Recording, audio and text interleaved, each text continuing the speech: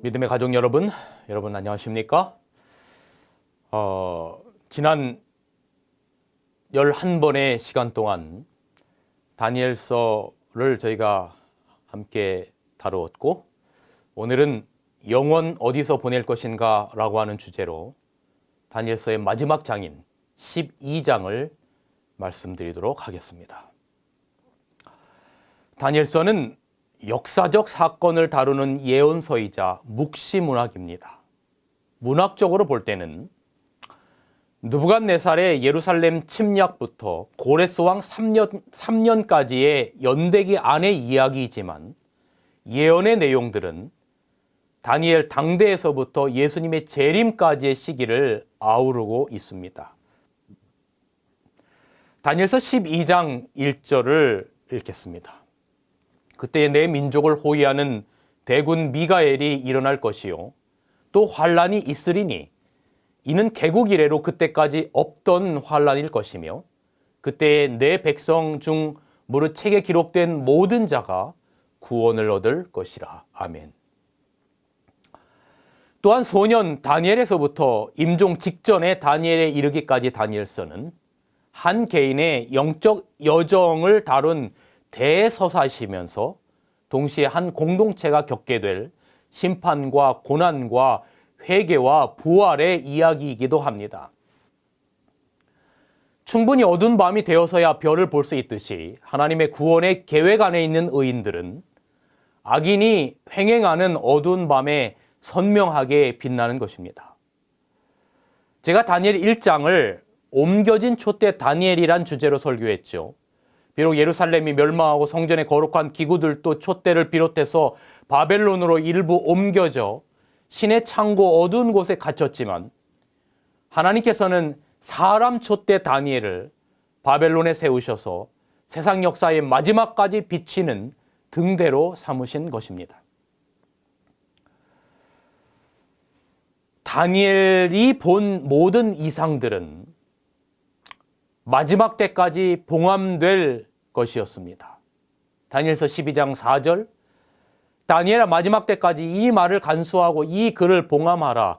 많은 사람이 빨리 왕래하며 지식이 더하리라. 다니엘 12장 9절, 그가 가로되 다니엘아 갈지어다. 대저 이 말은 마지막 때까지 간수하고 봉함할 것임이라. 다니엘조차도 이 계시를 받을 때에 이 기별들을 다 이해할 수 없었습니다. 다니엘서 12장 8절에 보면 내가 듣고도 깨닫지 못한지라라고 기록하고 있습니다. 선지자 왕 548페이지에도 하나님께서 거룩하신 목적을 나타내신 것은 모두 다니엘이 이해하도록 주어진 것이 아니었다라고 기록합니다. 하나님이 평생을 하나님의 종으로 수고한 당신의 아들에게 말씀하십니다. 다니엘서 12장 13절, 다니엘아 너는 가서 마지막을 기다리라. 이는 내가 평안히 쉬다가 끝날에는 내 업을 누릴 것임이라 라고 기록합니다. 이게 다니엘서의 마지막 장 마지막 절의 이야기입니다. 이런 말인 거죠. 다니엘아, 내가 본 이상들은 마지막 때에 가서야 다 이해하게 될 것이다. 그러므로 너는 이제 가서 무덤에서 잠깐 쉬어라.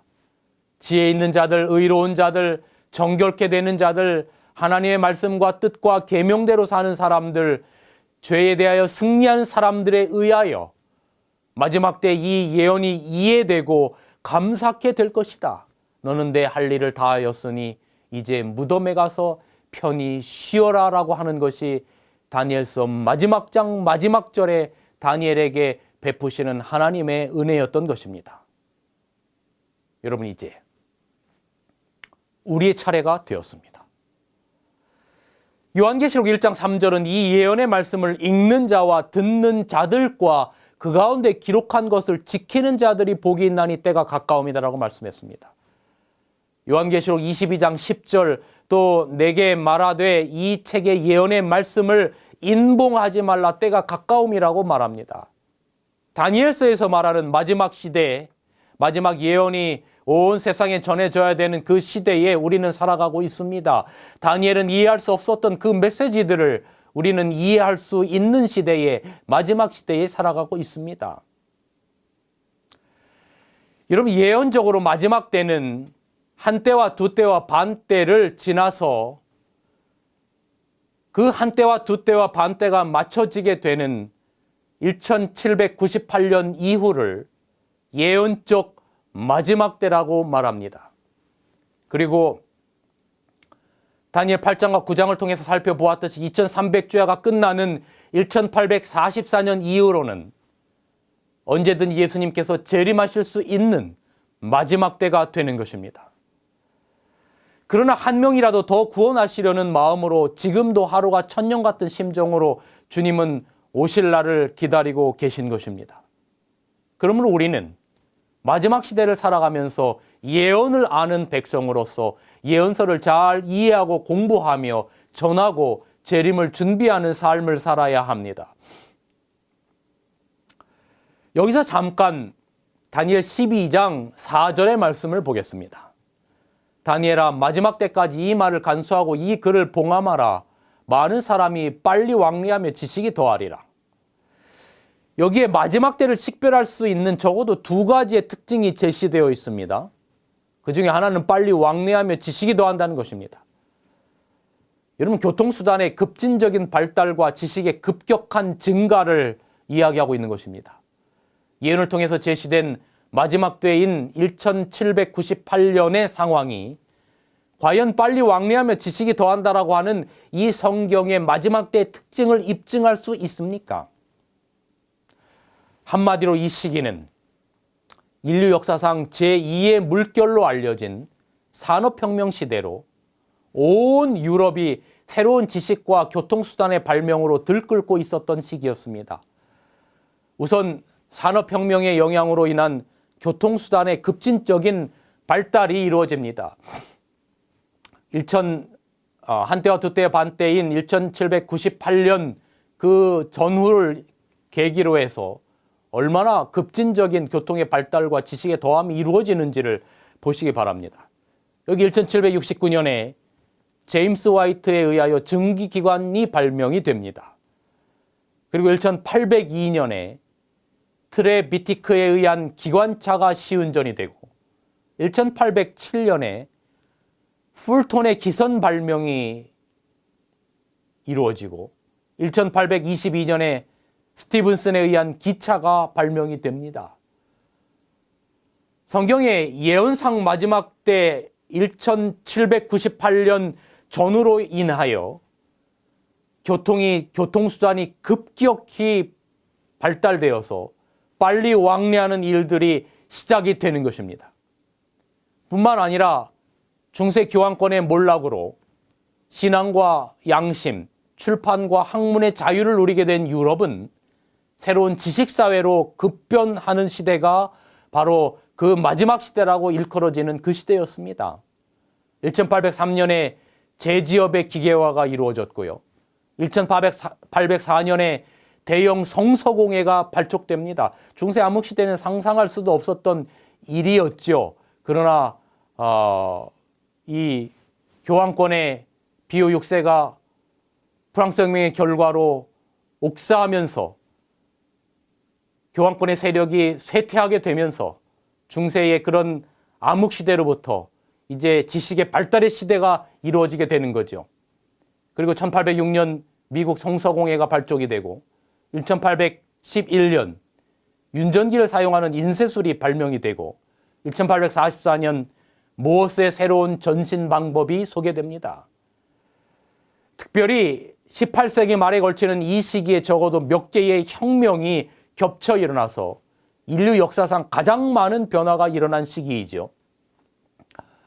증기기관의 발명으로 1765년에서 1781년 산업혁명이 일어나고 프랑스 혁명이 일어나서 1789년 중세 교황권이 몰락함으로써 중세기가 끝나고 근세사가 시작되고 산업혁명과 프랑스 혁명의 결과로 공산혁명이 시작되고 미국이 국가체제로 출범하지요. 그래서 1789년 초대 대통령으로 워싱턴이 취임을 합니다.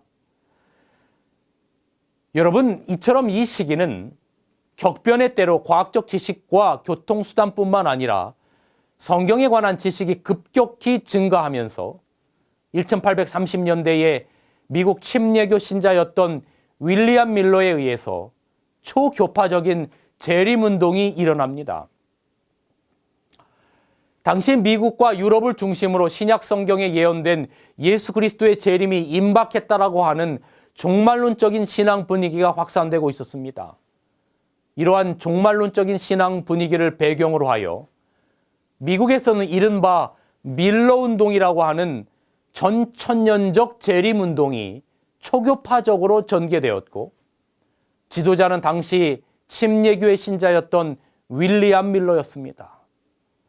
1831년부터 1844년까지 계속된 예수 재림의 대각성 운동은 각 교회들로부터 대대적인 호응을 얻어서 이름이 확인된 목사들만 해도 174명이 참여하였고, 감리교, 침례교, 회중교, 크리스찬교, 장로교, 성공회, 루터교, 화란개혁교회, 퀘이커교 등 많은 개신교 신자들이 이 재림운동에 동참했습니다.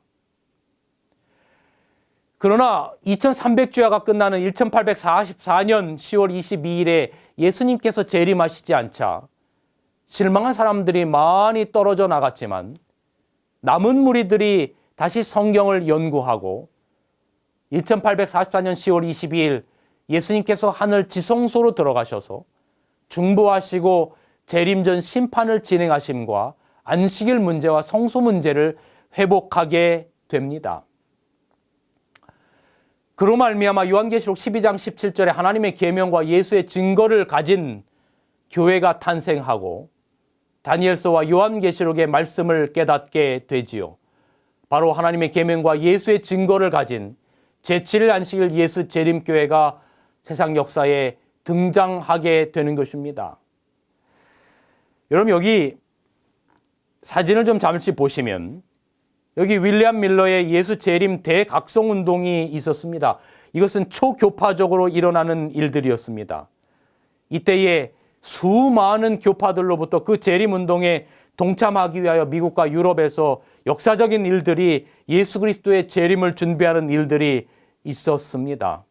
그러나 1844년 2300주야의 끝에 예수님께서 재림하시지 않자 그들은 다 실망하고 떨어져 나갔는데, 그들 중에 남은 사람들이 각 자기들의 교파에서 가장 성경적인 것을 다 따오게 됩니다. 여러분, 여기 사진에 이 자료에 보시면 장로교회로부터는 성서신앙과 율법 강조하는 것을 가져오고, 감리교회로부터는 중생과 성화, 침례교회로부터는 침례와 세종예식, 제7일 침례교회로부터는 제7일 안식일, 제세례파에서는 정교분리와 부활, 청교도들에게 의해서는 경건한 신앙, 모라비아 형제회에서는 세계적 복음 전파, 가톨릭교회에서는 선행과 삼위일체, 루터 개혁자는 오직 성경과 믿음, 이러한 재림운동에 동참했던 각각의 남은 무리들, 그들로부터, 자기들의 교파로부터 가장 성경적인 것을 가져오게 됩니다. 그리하여 만들어진 교회가 바로 제7일 안식일 예수 재림 교회가 된 것입니다. 이렇게 하여 탄생된 제7일 안식일 예수 재림 교회는 가장 성경적인 진리들을 온 세상에 전파하기 위하여, 천국 복음을 온 세상에 전파하기 위하여, 세천사의 기별을 온 세상에 전파하기 위하여, 창조주 하나님을 온 세상에 전파하기 위하여, 하나님의 계명과 안식일을 온 세상에 전파하기 위하여, 예수의 재림을 온 세상에 전파하기 위하여 지금도 전 세계 216개국에서 2021년 현재 약 2천만 명의 교인들이 복음을 전하는 교회로 성장하게 되었습니다.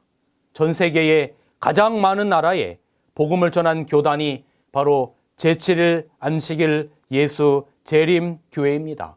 그리고 이 마지막 시대에 우리가 갈 길을 밝게 비추기 위하여 예언인 다니엘과 요한계시록을 많은 사람들에게 증거하는 교회로 그렇게 자리매김하며 예수님의 재림을 준비하고 있습니다. 여러분, 예수님께서 다시 오시겠다는 예언의 성취가 속히 이루어지는 시대에 살아가고 있습니다.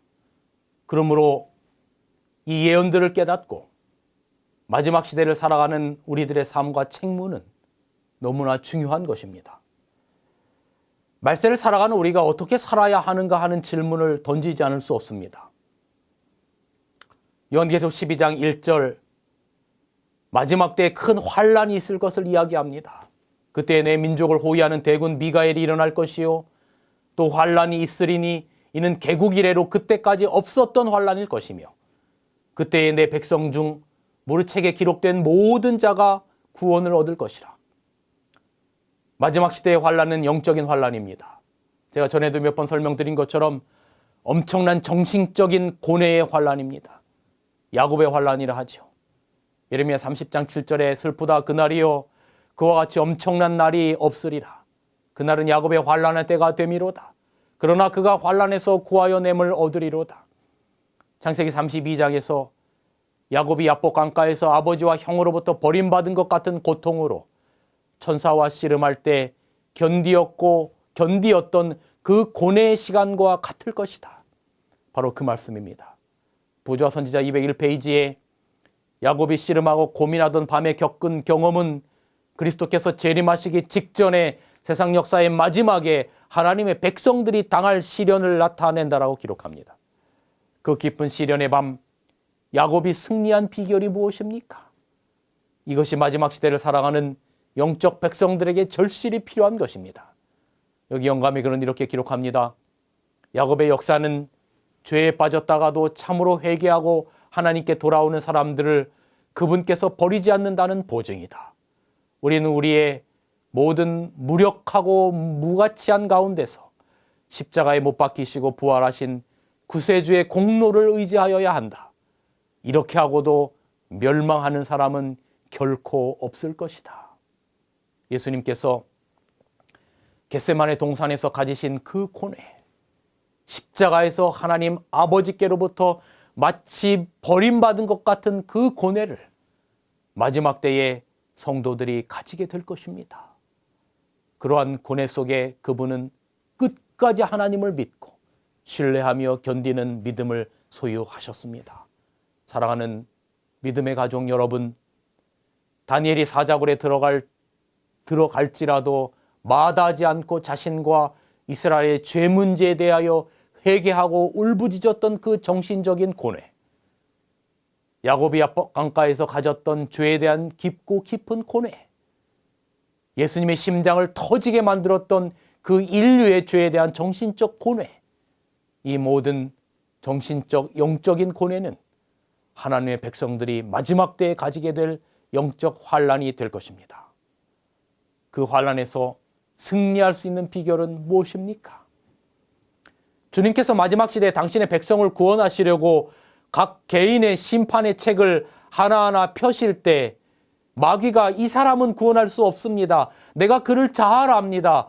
그들의 죄를 내가 기억합니다라며 우리의 모든 죄를 들추어 고소할 것입니다. 그때에 주님께서 우리의 이름을 보시고 하나님과 고소하는 사단 앞에 이렇게 말씀하실 수 있도록 살아야 합니다. 하나님, 이 사람은 죄인입니다. 죄인 맞습니다. 그러나 아버지, 나의 피를 보시옵소서. 이 사람은 나의 피로 씻기워 깨끗함을 받은 사람입니다. 나의 피를 주장하고 회개하여 용서받은 사람입니다. 그렇습니다, 여러분. 주님의 보혈의 피로 용서받고 우리 속에 내재하시는 성령의 능력과 하나님의 진리를 가지고 사단의 고소로부터 승리하며 세상과 죄로부터 승리하는 삶을 살아가십시다. 이것이 다니엘서를 마치면서 제 자신과 여러분들에게 드리는 당부의 말씀입니다. 다니엘서 12장 3절, 지혜 있는 자는 궁창의 빛과 같이 빛날 것이요 많은 사람을 옳은 대로 돌아오게 한 자는 별과 같이 영원토록 비치리라. 여러분, 다니엘은 지식뿐만 아니라 지혜가 있는 사람이었습니다. 별처럼 빛나던 다니엘의 일생은 여호와를 경외하는 것이 지혜의 근본이요 거룩한 자를 아는 것이 명철임을 자신의 생애로 실증한 것입니다. 사람은 모두 세상의 칭송과 인기를 독차지 않은 스타가 되고 싶어 합니다. 스타가 되기 위하여 얼마나 많은 노력과 시간이 소요됩니까? 그러나 세상의 명예와 영광은 우리가 다니엘서를 공부해봐서 나라들의 흥망성쇠를 공부해봐서 알지 않습니까? 얼마나 그 세상의 명예와 영광이 무상한지. 오늘의 스타가 내일은 별똥이 되고 사라지고 맙니다. 그러나 여기 영원한 스타가 되는 길이 있습니다. 그것은 바로 죄 때문에 길 잃고 진리를 찾지 못해 방황하는 사람들을 길이요 진리요 생명이신 구주께로 예수께로 인도하는 일입니다. 한 줌의 흙으로 돌아갈 인간을 인도하여 영원한 생명을 누리게 하는 일은 그 자체가 스타의 생애인 것입니다. 여러분 여기 초기 문집에 이 말씀을 보시기 바랍니다.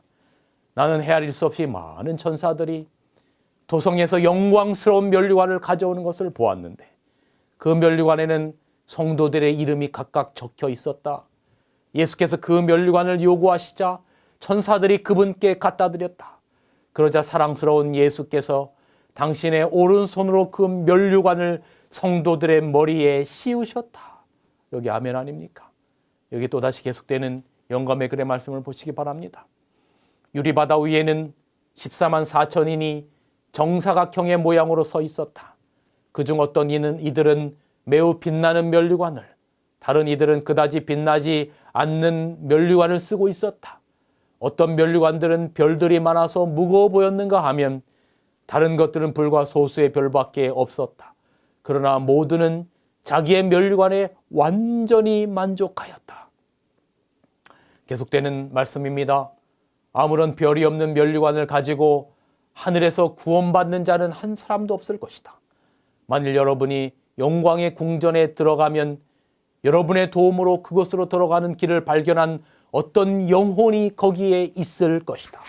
우리도 알지 못한 채 때때로 우리의 선한 표정 하나, 말투 하나, 따뜻하게 손잡아 주는 것 하나, 그런 어떤 우리가 알지 못하는 것으로 인하여 우리가 하늘에 가면 반드시 우리로 인하여 구원받은 자가 있을 것이라고 하는 이 말씀은 오늘 우리가 마지막 시대를 어떻게 살아야 할지 다시 한번 깊이 숙고하게 하는 내용입니다. 여기 또 말씀 보시기 바랍니다. 하나님의 도성에 들어가기 전에 구주께서는 당신을 따르는 자들에게 승리의 휘장을 주시고 왕족으로서의 신분의 표를 주신다. 그 광이 찬란한 행렬은 그들의 왕 주위에 둥그렇게 둘러선다. 예수께서는 당신의 오른손으로 승리자들의 이마의 영광에 관을 씌워주신다. 모든 사람의 손에는 승리의 종려가지와 빛나는 검은고가 쥐어진다. 그리하여 지휘하는 천사가 음을 맞추자 모든 손은 훌륭하게 검은고를 켜게 되고 아름답고 풍부한 음조가 흘러나오게 된다. 성령받은 무리들 앞에는 거룩한 성이 나타난다. 예수께서는 진주문을 활짝 여시고 진리를 지킨 백성들을 인도하여 들어가게 하신다. 아멘. 18살 어린 나이에 정든 고향과 사랑하는 부모와 가족의 곁을 떠나서 90여 평생을 말리타양 이국에서 살아간 나그네 다니엘. 민족의 소망과 인류의 구원이 약속되고 조상의 어리서린 예루살렘과 그 성전의 황폐를 그렇게나 마음 아파했던 애족의 사나이 다니엘. 왕과 사자들 앞에서는 당당했지만 동족의 운명과 하나님의 영광을 위해서는 그처럼 애절하여 몸져 눕기까지 했던 인간 다니엘. 세계 대제국들의 흥망성쇠가 어지럽게 교차한 세계사의 십자로에서 나라들과 왕들의 운명을 좌우하던 늠름한 선지자 정치가 다니엘. 나는 새도 떨어뜨릴 대제국의 높은 재상이었지만 하나님 앞에서는 어린아이처럼 겸손했던 기도의 사람 말씀의 사람 다니엘. 포로의 몸으로 포로된 땅에서 살아온 90성상의 거센 폭풍과 시련이 하루도 쉴 새 없이 휘몰아쳤어도 꺾이지 않고 쓰러지지 않는 뿌리 깊은 거목, 지성과 영성의 거인 다니엘.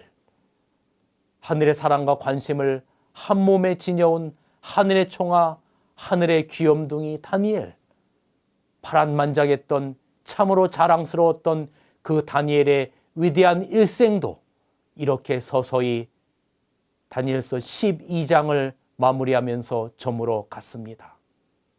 그리고 그 격전의 연속이었던 구속사의 뜨거운 한낮 동안 땀과 피와 눈물로 얼룩진 하늘의 아들에게 부활의 새 아침을 약속하며 기나긴 환난과 죄악의 겨울밤 동안 휴식을 가져올 깊고 오랜 단잠을 부르는 자애로우신 하늘 아버지의 평화로운 자장가가 여기 이렇게 아련히 들려옵니다. 다니엘아, 너는 가서 마지막을 기다리라. 이는 내가 평안히 쉬다가 끝날에는 내 업을 누릴 것임이니라. 여러분, 다니엘의 하나님께서 곧 지금 우리의 하나님이십니다. 다니엘에게 인봉된 채 주어졌던 비밀이 지금 마지막 시대를 살아가는 우리 손안에는 열려 있습니다. 펼쳐져 있습니다. 깨달을 수 있습니다. 다니엘을 지키고 인도하셨던 하나님께서 이제 예수님 재림하실 때까지 우리를 그렇게 인도하실 것입니다. 다니엘에게 말씀하시고 축복하신 하나님께서 지금 우리에게도 말씀하시고 축복하고 계십니다. 다니엘에게 영원한 하늘과 부활과 영생을 약속하신 하나님께서 그의 기별을 믿고 따르는 우리들에게도 하늘과 영생을 약속하십니다. 이제 남은 것은 우리도 다니엘처럼 살아가는 것입니다. 다니엘의 하나님께서 이 일에도 우리를 도우셔서 우리 모두로 다니엘처럼 살게 하시기를 간절히 기도드립니다. 지혜 있는 자는 궁창의 빛과 같이 빛날 것이요 많은 사람을 옳은 대로 돌아오게 한 자는 별과 같이 영원토록 비치리라. 영원 어디서 보낼 것인가? 영국의 유명한 정신과 의사인 F. 윈슬로 박사에게 나폴레옹 3세의 소개장을 지닌 프랑스 귀족 청년이 찾아왔습니다. 박사님, 잠 좀 자게 해주세요. 여러 주일 잠을 전혀 자지 못하여 미칠 것 같습니다. 윈슬로 박사는 동정어린 눈길로 청년을 바라보며 물었습니다. 청년은 최근 사업의 실패나 명예훼손이나 가정 문제 등 어떤 문제로 크게 충격받은 일이라도 있소? 젊은이는 모두 부인했습니다. 당신의 진실을 말해주지 않으면 나도 아무 도움을 줄 수가 없습니다. 이유를 말씀해 주세요. 왜 잠을 못 잡니까? 청년은 괴로운 표정으로 대답했습니다. 선생님, 저는 무신론자로서 하나님을 믿지 않았습니다. 그런데 얼마 전부터 잠자리에만 들면 이런 심각한 질문이 나의 마음 가운데 압도해 옵니다. 영원, 나는 그 시간을 어디서 보낼 것인가? 이 질문만 떠오르면 잠은 멀리 가버리고 골이 터지도록 번민에 압도됩니다. 여러분, 앞으로도 시간은 흐를 것입니다. 50년 후, 100년 후, 1000년 후 그때 나는 어디 있을 것인가? 그때 나의 생명은 어떠할 것인가? 그것은 지금 선택에 달려 있습니다. 무엇을 위해 어떻게 살기로 결정할 것인가? 지금이 바로 영원한 죽음이냐 영원한 생명이냐를 결정할 엄숙한 선택의 시간입니다. 지금이 바로 그 시간입니다. 히브리서 9장 20절 28절 한 번 죽는 것은 사람에게 정하신 것이요 그 후에는 심판이 있으리니 이와 같이 그리스도도 많은 사람의 죄를 담당하시려고 단번에 들이신 바 되셨고 구원에 이르게 하시기 위하여 죄와 상관없이 자기를 바라는 자들에게 두 번째 나타나시리라. 성도 여러분, 재림 준비하며 살아갑시다. 예수님 맞을 준비하며 살아갑시다. 부활의 소망을 가지고 우리 주님 이 땅에 오시기 전에 우리가 이 땅에서 잠든다면 그때에 주님께서 우리에게 주시는 말씀은 이 말씀일 것입니다. 너는 가서 마지막을 기다리라. 이는 내가 평안히 쉬다가 끝날에는 내 업을 누릴 것임이라. 우리 주님 오십니다. 영혼 어디서 보낼 것인가? 주님께서 우리를 위하여 준비하신 그 하늘나라가 여러분과 저의 나라가 되기를 간절히 바랍니다. 부족하지만 지난 다니엘 1장서부터 12장까지 한 장에서 한 말씀씩 여러분들에게 전했습니다. 작지만 이 말씀이 우리가 영원 어디서 시간을 보낼 것인가 라고 하는 우리의 정말 궁극적인 질문 앞에서 작게나마 도움이 될 수 있는 말씀이었기를 간절히 기도하면서 말씀을 줄이겠습니다.